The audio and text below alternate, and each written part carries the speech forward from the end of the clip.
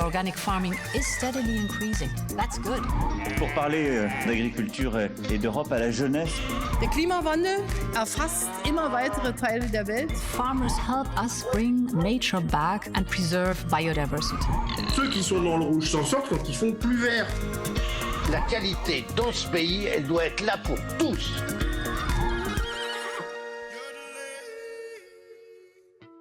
Welcome to this 14th edition of Food for Europe, focusing entirely on what may become the Oscars in the world of organic food, the brand new EU Organic Awards. EU member states already have plenty of their own awards for farmers, producers and organic food innovators. But never before have there been EU-wide awards, recognising excellence from farmers on the ground to forkers in the restaurants and producers everywhere else along what's called the organic food chain. So if you think that's you, get your application in for any one of 7 categories. 8 as Category 1, Best Organic Farmer, is subdivided for men and women. The awards include also Best Organic Region, Best Organic City, Best Organic Biodistrict, and more on that later, Best Organic SME, Best Organic Food Retailer, and Best Organic Restaurant. You have until June the 8th to get your application in. Judging by the EU's partners with the European Parliament and Council of the European Union too, finishes at the end of July, with the award ceremony taking place on September the 23rd, EU Organic Day.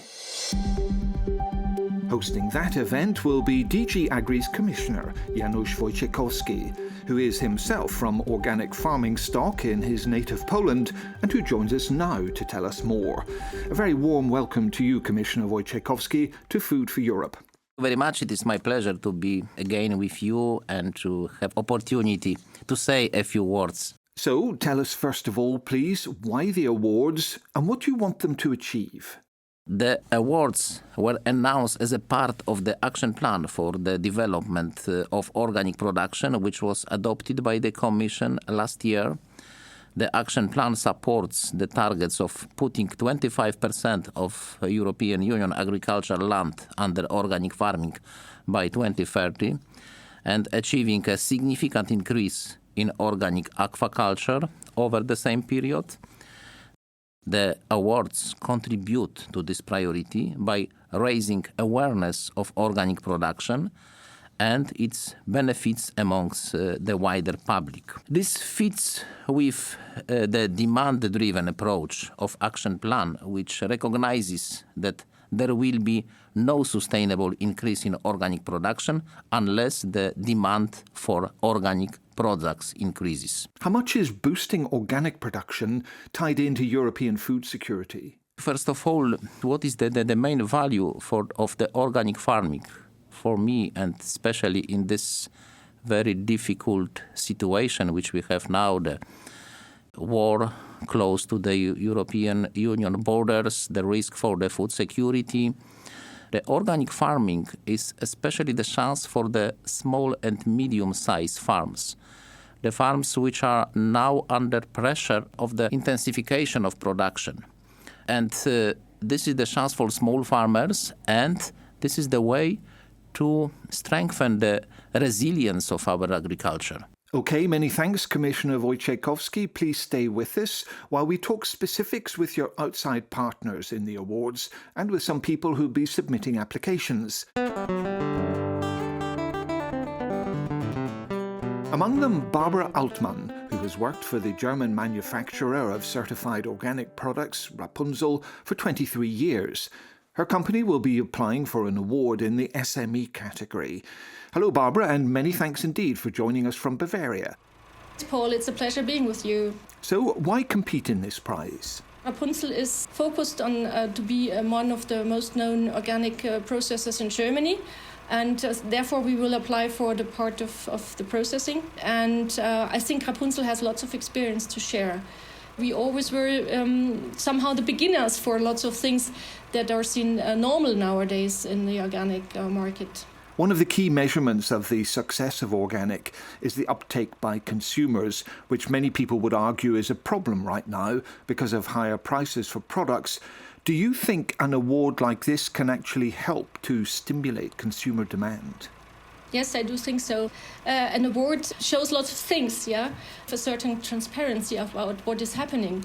And nowadays, if you go to the supermarket, you see lots of organic products, but they are more or less anonymous. And you do not really see the background. So I am a little bit afraid sometimes that organic is just seen as a lifestyle product. And I remember studies in the market at the beginning, it was rather to say, well, if I buy organic products, it's for the protection of environment. And then nowadays, if you ask consumers, they sometimes say, well, I do something good for my own body, yeah? They are sometimes not aware what does it involve. And I think such an award can as well help, again, to make things more clear and transparent, to show background. And what do you think on that question of higher prices? Is it a real blockage to a quicker uptake of organic food in supermarkets? I think this is a question which is not so easy to be answered. I think it's about that transparency and true cost approach. On the one hand, I think it must be clear that organic product is more expensive than a non-organic product because you have another approach. If we talk, for example, about this true cost approach, the internalization of external costs, this is what organic is doing. That's sometimes a concept which seems a little bit sophisticated maybe to the consumers, but in the end it is what it is about. So you don't damage nature, and this is more expensive than just exploiting nature by cheap production. There, I think the prices need to be higher, but from the consumer's perspective, I think it's a question of what you're buying. An awful lot, says Kurt Sannen, an organic cattle and sheep farmer and ecotourism host in northern Belgium for more than 20 years. He's also chairman of the Farmers' Interest Group of the International Federation of Organic Agriculture Movements, or IFOAM, one of the EU's Organic Awards partners. For the big public, organic is no pesticides, and that's it. And organic is much more than that. We focus on fairness for the consumer, for farmer. We focus on health, we focus on ecology, we focus on care for people, planet. So there's so much where organic is working on. And in whole the process, not only on the farm, but from the farm to your fork. And do you believe, Kurt, that when you feed that into the EU's flagship programmes, the Green Deal, for example, and the Farm to Fork and biodiversity strategies, that organic actually delivers tangible results? We support these three strategies very firmly. They are a very good step forward in the direction we should all go with our society in Europe and all over the world. It's quite obvious that we don't use pesticides, we don't use so much antibiotics, which means that our pressure to the environment is, of course, lower.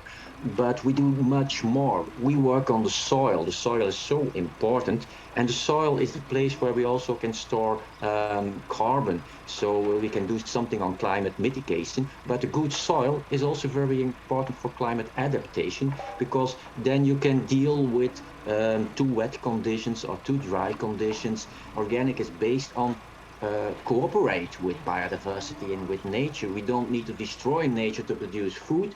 And for consumers in the shops? As a consumer, you can count on the fact that there's a double control on everything, and everything is traceable. So the consumer is really sure about what's going on with your food.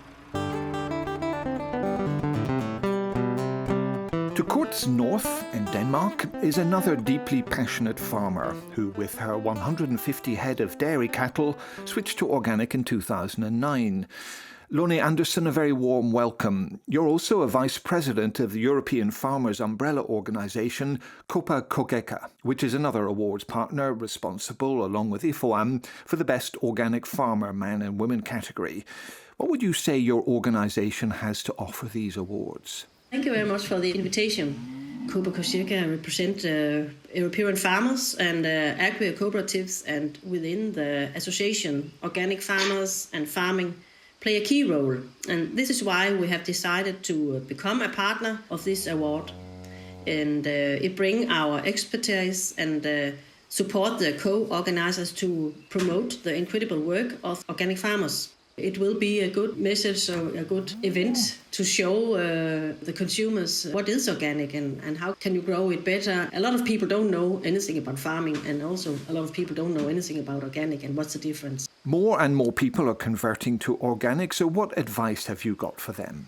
You have to be sure that you have a good business case before you go to be organic, and you also have to feel in your heart that you are organic and you would like to learn this management and to learn these skills it is to be organic. But it's not just glitzy prizes, is it, that can stimulate interest in organic farming? What sort of support do you expect from the EU in the critical field of research and development? I think it's very important to find out how we will produce more protein food for ourselves, for organic and high quality of crops, also for organic vegetarian food. It's also important to find plant protections to help the plants if they have some sickness with some new breeding techniques. Lone Andersen, many thanks. A quick reminder here, if you're interested in applying for an EU Organic Award in one or several of the categories, you can get all the details and application forms through the DG Agri website, searching for EU Organic Awards. Entries close on June the 8th. The award ceremony takes place on September the 23rd, EU Organic Day. Now, one of the bigger partners overseeing a lion's share of the judging in these awards is the European Economic and Social Committee. Peter Schmidt is the president of its Agriculture, Rural Development and the Environment section. Oh, and thanks for the invitation. Peter, what's the thinking that lies behind your involvement in these awards? It's about organic production and that it should make a difference. That's our hope. And I'm quite confident that this will bring an understanding for different targets in the farm to fork on the one hand. And on the other hand, we hope, of course, that this will boost a bit the development, because we will have one problem. And this is the fear of the farmers. They're scared. They say, if we go for more organic production, what do we do if we do not have enough consumers that they are ready to pay this slight higher prices? The awards go far beyond just organic production to SME producers, restaurants, organic regions and biodistricts, which are areas where farmers, citizens, local authorities and bodies club together to manage their resources sustainably. I'm guessing you see that as a pretty good thing, right? Actually, I'm quite happy for the big range of this award, because this hits and ties in exactly to the comprehensive food policy, because that shows that when we talk about food in the future in Europe, we have always to talk about have an holistic approach.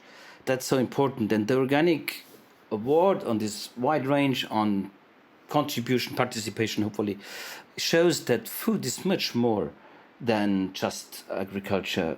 The basic idea is that we said, if we want to have a resilient food system, we must have an overarching perspective into the food system. What is about organic production? What is about the processing sector? What is about the transport sector? What is about education? It's a debate on the value of food. This regional approach is precisely what the mayor of the small northwestern Slovenian town of Tolmin, population 3,500, is gunning for. Mayor Uroš Brežan, a very warm welcome to Food for Europe. Really glad to be with you. You're representing the final partner in these awards, the Committee of the Regions. What caught your attention?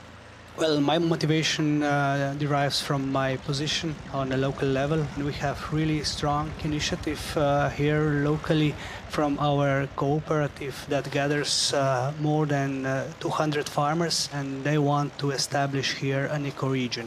So that the conversion of production would go towards ecological organic farming. There is a call from our Ministry for Agriculture. They want to lever up such initiatives on local